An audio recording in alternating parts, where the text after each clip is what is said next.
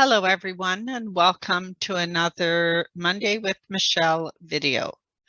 The topic this week, vaccination registers. If you go into the card catalog and do a keyword search, and I searched on vaccination Yorkshire, and you'll see lists come up. Now, the record I went into that I want to show you today is this first one, Poor Law Records. If we look at this second film, you'll notice it has the camera icon, which means we can view it from home. Now, what we're looking at here, it says Poor Law Records, 1872 to 1914. These are vaccination records for the City of York workhouse.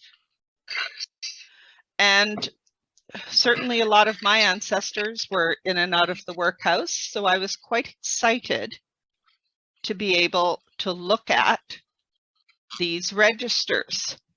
Okay, so although most of the entries in here will be for the workhouse, there is one film, if you look at the series, that talks about rural areas. And I think what was happening was you would have an individual who was making the rounds, doing the vaccinations. So it would be the workhouse, but it would also be other areas as well. So even though the description of this film is Poor Law and it says it's for the workhouse, I think it's worth looking to see what else is there. So for example, if we go back to the list of films, I'll show you the one I mean. This one here says Vaccination Register of Rural Districts. So if we click on that film,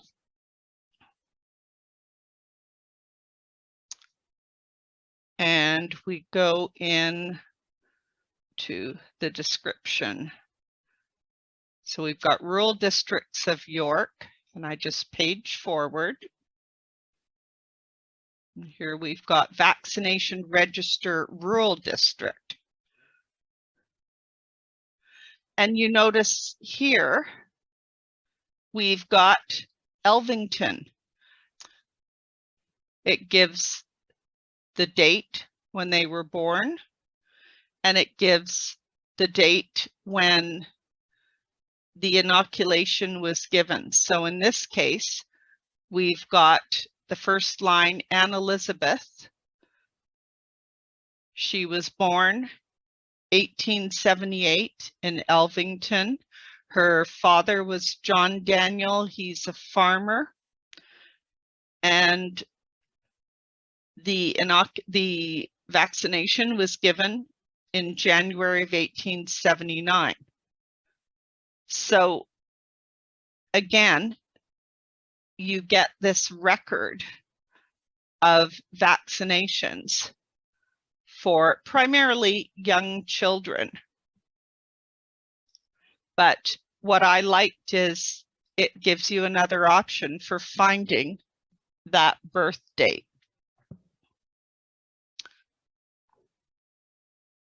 So let me show you another register that was in this same film. The workhouses all kept their own registers of births and deaths that occurred in the workhouse. So I thought I'd take a look at the death register to see what I could find out, see what kind of information it had. If we take a look, we've got William Henry Sweeting, this third entry down. It tells me the parish that he came from. It gives the cause of death, which was apparently softening of the brain. It tells me when he died, which is August 21st on the far left. So I was curious to see whether this information had already been microfilmed and indexed and was available on Ancestry and Find My Past. So I took a look. So if we take a look at Ancestry, and I searched on William Henry Sweeting, who died in 1886, all we've got here is the civil registration of his death. There are different gravestone, which may or may not be him, but we don't have any burial entry, nothing that's giving cause of death unless I actually paid to get the death certificate. Similarly, on Find My Past, if I bring up Find My Past and I did a similar search, again, all we're seeing is the death registration. If I look at the General Registry Office and I search on Sweeting for 1886 for the death, this is the entry, William Henry Sweeting, died age 67. So if I wanted to pay to order the death certificate, he's certainly in there.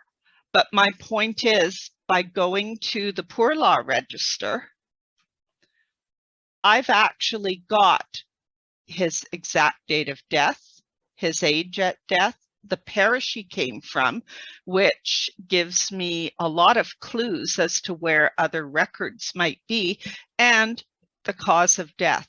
So I thought that was really interesting that they have these death register records and similar records for birth register. So you can get, if you have an ancestor who was born in the workhouse, and that might be either they were inmates of the workhouse or they were admitted to the workhouse hospital to give birth.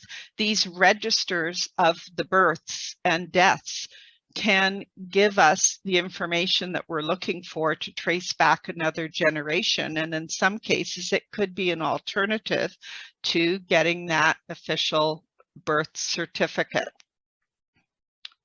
So let me show you a few other things. I did a search in the research wiki and looked up poor law.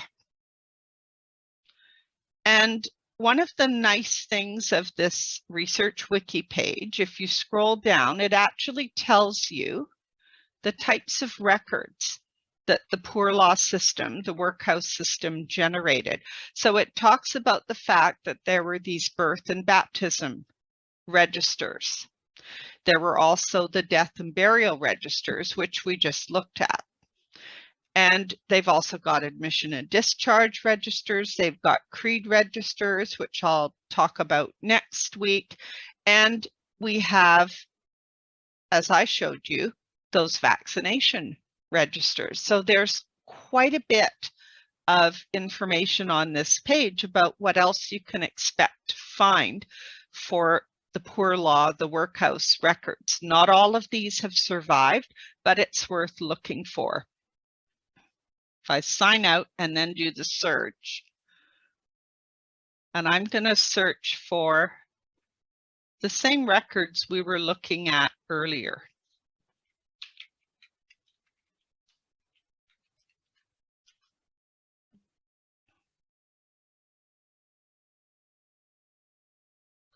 You notice these are those same vaccination registers we were in a few minutes ago, but they now have keys above them, meaning I can't look at them because I'm not signed in.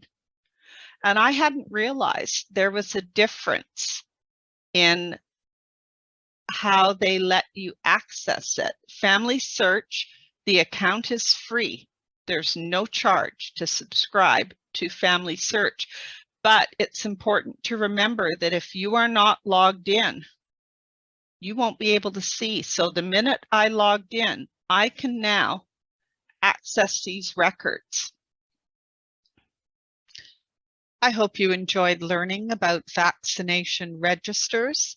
If you'd like a copy of my handout with links to some of the films that we looked at today, just go to the video description right underneath the YouTube video, and you'll see a clickable link to a PDF file with the information.